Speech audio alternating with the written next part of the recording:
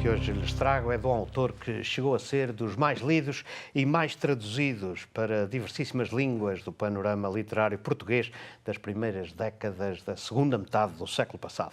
Chamava-se Joaquim Passo de Arcos. Hoje poucos terão ouvido falar nele e muito menos o terão lido.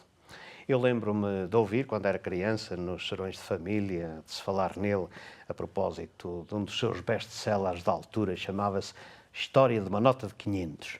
Salvaguardadas as devidas distâncias de tempo e estilos, podia comparar-se mais ou menos a José Rodrigues dos Santos no que toca à popularidade que os seus livros tinham nesse tempo. Agora, é uma figura semi-esquecida. Mas por que é que eu trago hoje aqui?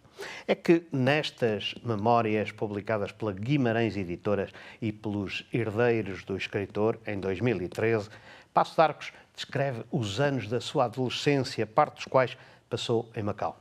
É que o pai foi governador do território, aliás, num período muito difícil da vida de Macau, quando sucessivas greves e tumultos lançaram o caos sobre a cidade ao longo de vários anos, no momento em que os sentimentos nacionalistas da China estavam ao rubro e a expulsão dos portugueses de Macau só não ocorreu por um verdadeiro bambúrrio. E vou ler-lhes.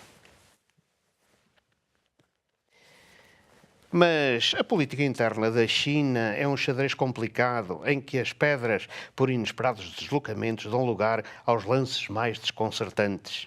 Em som de guerra, as forças que apadrinhavam o partido cantonense aproximavam-se de Cantão e ameaçavam derrubar o ministério que connosco negociava.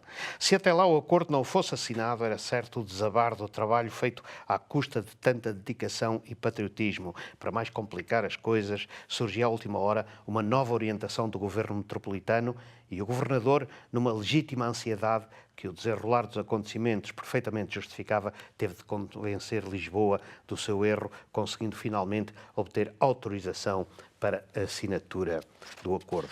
Macau esteve por um fio.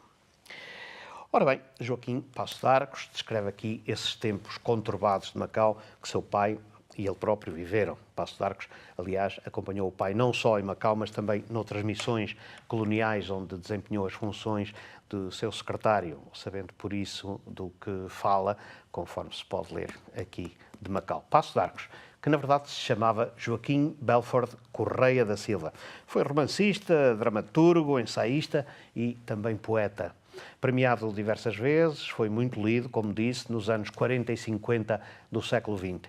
Uma das suas obras mais conhecidas é o conjunto de 6 romances intitulado Crónicas da Vida Lisboeta, sobre a qual Oscar Lopes disse qualquer coisa como isto: quando se quiser ver a nossa época, referia-se aos anos 40 e 50, num cosmorama literário, tal como hoje vemos a época da regeneração, através de Camilo, Júlio Diniz ou Essa, será preciso recorrer a estes romances de Passo de Arcos, quanto a determinados setores portugueses. Acrescentaria agora que também se vem a saber igualmente sobre Macau, da sua pena.